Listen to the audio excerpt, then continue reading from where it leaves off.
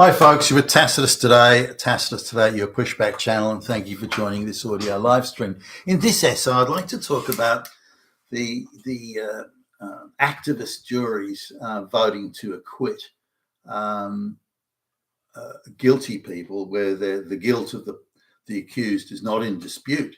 Everyone agrees. Even the defense accept that. Hey, my client did it. There's no argument here.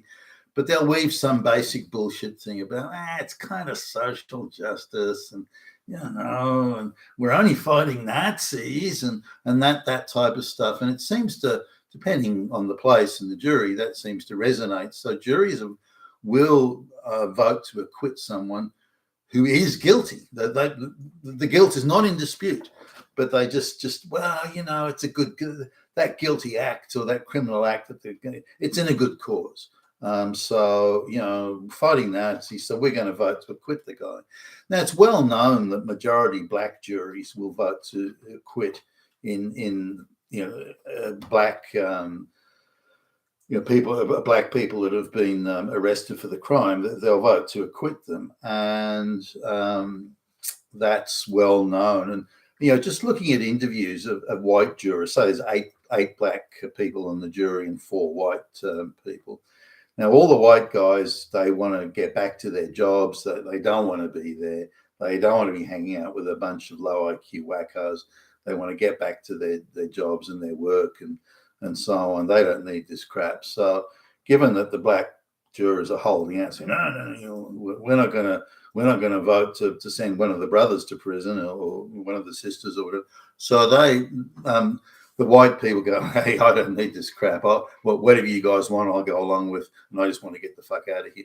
So as long as there's a majority black or even a handful of holdout black jurors, then the likelihood of getting a conviction is reduced.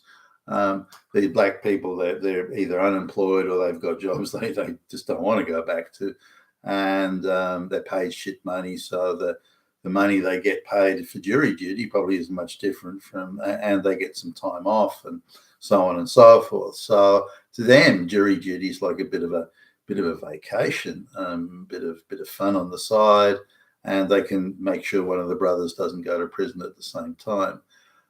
Whereas again, the white guys, they go, no, we're happy to see justice done, but we don't need this crap, so we're out of here. Now, I just want to come to a recent case where a government employee in Washington, D.C. Saw some immigration officers who were arresting illegal aliens, and the guy who I saw, he's a government employee and he seems gay from certainly his behaviour, and he's denouncing and shouting at the immigration officers, and he's got like I think it's a Subway sandwich or something like that, and he throws it at the officer, the immigration officer, and so he was arrested for that, and the jury acquitted him. Now, the defense didn't dispute that the guy had done it and that the behavior. So the crime was accepted by all parties, that there wasn't anything in dispute. It was on video. The guy was dead to rights, but the jury didn't vote to say, well, you didn't do it, you're not guilty, you've been falsely accused or whatever. They didn't do. They just, we don't care about this. We don't want what you did should not be punishable. You were screaming and shouting and throwing, in this case, a sandwich at a immigration officer, and that's a crime. But we don't care that it's a crime. We don't care that you committed the crime. You were morally justified in a morally justifiable cause because you're fighting Hitler, fighting Nazis, and so we're not going to vote to have you find you guilty because you might go to prison or get a fine or something like that. Now, this is not actually unusual throughout history. There were cases in Roman courts where the penalties were extremely severe for what the general populace perceived was really misdemeanor stuff. But if a guilty verdict was brought in the court, then death was the penalty. So juries were reluctant to convict. We saw the same thing happening in, say, 1800s England, where the government decided to as the population started to increase, and especially as the urban population increased, as people from the agricultural areas of the country started to move into the towns and cities, the government tried to gin up the penalties to severe levels to act as a deterrent for stealing and all sorts of things, assault and robbery and so on. And they decided to gin up and put the death penalty for a lot of things that had hitherto been a fine or a prison term of some sort. So they found juries, because if it's a criminal trial, where death is the thing, or more than X amount of years in prison, it has to be a jury trial. So they found that the juries were very unwilling to convict because the penalties were so severe. So the juries were saying, well, it's not fair that you got the death penalty for stealing the proverbial loaf of bread. So we're not going to find them guilty. And now the judges or the government then took it upon themselves to, well, if you don't find the guy guilty, we're going to send him to the colonies in Australia and they were very cherry picking selective here, because if the colonies said they were short on, stonemasons, for example, particularly working with sandstone, if they were short on stonemasons and the person being dragged into court just happened to be a stonemason, then the judiciary seemed more than willing to, it's Australia for you, motherfucker. So this has been around for some time, where juries think that the punishment relative to the crime, if there's a mismatch, and they're going to find the person, or they won't convict them anyway. So this guy who threw the Subway sandwich at the immigration officer, in what seemed to be a rather choreographed sort of situation, man, it's almost like they knew the guy was going to get off, and they'd arranged a press conference where he had 3 or 4 minders, all of whom were members of an NGO that was committed to the mass immigration of third world peasants into the West, and who was implacably opposed to the deportation of illegal aliens from the US. So none of these people speak English as a first language.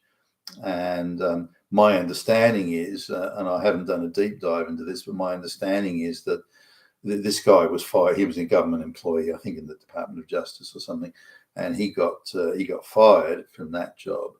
But he was hired almost immediately into an NGO. Now, was he operating as an NGO? Was he really working as an NGO operative inside the Justice Department, as what seems to be so many of them are, tipping off on ICE raids and making sure that prosecutions don't move forward and all sorts of things like that. That this guy is employed by an NGO, an anti deportation NGO, and that they paid all his legal fees. He had the mentality guy who's completely unscathed. Anyone that had been arrested and went through that process and had to pay all their own legal fees, he's not a high-ranking employee, as I understand it. And as I understand it, also, he's like a gay activist as well, that he was immediately employed. So he's lost no income. And he's also hasn't had to pay, as I understand it, hasn't had to pay a penny for his legal fees. Now, let's just take the situation and say that, all right, he'd been prosecuted for he's broken the law. No one's disputing that, nor was it disputed in court, by the way. He's broken the law, and he gets fired from his job. He can't get another job in another government department, not with that on his CV. So he's in a bad place. And then on top of that, he's staring down the barrel of maybe a prison term or a serious fine with many hundreds of hours of community service, which means he couldn't really work at a job anyway for that time. So he's staring down the barrel of long-term unemployment, no income. He's going to have to move interstate and do some other job. He's got legal fees that even for something like that, for a man on his income, would be crushing and debilitating. So he'd be fucked and screwed would be his situation. And that would happen to anyone else. But for some reason, this guy, he gets another job straight away, another income straight away. He gets his legal fees paid straight away, and he gets a jury and a judge, a very sympathetic judge and a sympathetic jury. Now, it's hard to get a jury that's so sympathetic that they say, well, no, you did commit the crime, but you know what? We're gonna acquit you anyway. I mean, what sort of jury? What sort of jury is that? Now, the guy would have got a slap on the wrist level. He could maybe got a few months in the slam or something like that. It wouldn't have been, the end. But he's come out of it completely unscathed. And he's suffered, as I can tell, no financial penalty at all. Let's contrast this to January 6th people, where some granny who wandered in with a little travel brochure into the Capitol and was just looking around and, oh, wow, I never thought I'd ever see the inside of the Capitol, wandering around, and she's got cancer and she's nearly 70 and this sort of thing, and she's ruthlessly pursued by the FBI and targeted, and it gets a jury that would convict her. You're a dangerous fucking Nazi, Granny. So the jury is more than happy to convict. Well, why will the jury convict the granny? Well, Granny's a fucking Nazi. She's a fucking swastika waving fucking fascist, fucking Hitler, and deserves to go to fucking prison because she voted for Donald Trump. But I didn't vote for Donald Trump, says Granny. But you might have. You intended to, you motherfucking Nazi. Send Granny to prison. Unanimous vote. 5 minutes jury deliberation. Now, this indicates, or doesn't indicate, it clearly states or shows the level of moral infection that's occurred across society. Now, whether you think Granny's a Nazi or not, then you look at, did Granny commit a crime? And if it's a lower level, bottom entry level misdemeanor, even at best, that you can say, well, Granny's, look, I just happened to be in DC at the time. I thought I'd go in. Everyone else was. I had my travel brochure. You don't convict somebody like that, for goodness sake. You don't even go chasing after them. The FBI was politicized and wanted to make a political statement. You do anything we don't like, we will fucking throw you in prison, and that's it. And we'll railroad you through the system to do it. Don't think you'll get a sympathetic judge or even an independent judge, or for that matter, an independent jury. Now, how is it possible to politicize a whole police force, or in this case, the FBI, politicize a whole police force, politicize the judiciary, so all the judges are politicized and super woke, and also the jury? How is that even possible that you can get all of those things at once, all politicized at the same time?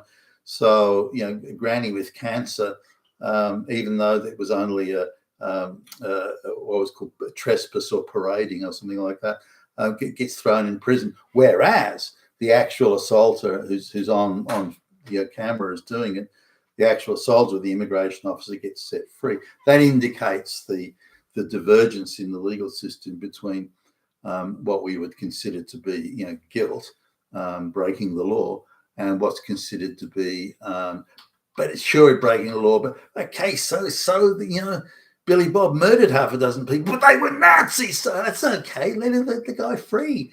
He's only fighting Hitler, and that's the state we're in at the moment. You've been with Tacitus today, your Pushback channel. Thank you for listening.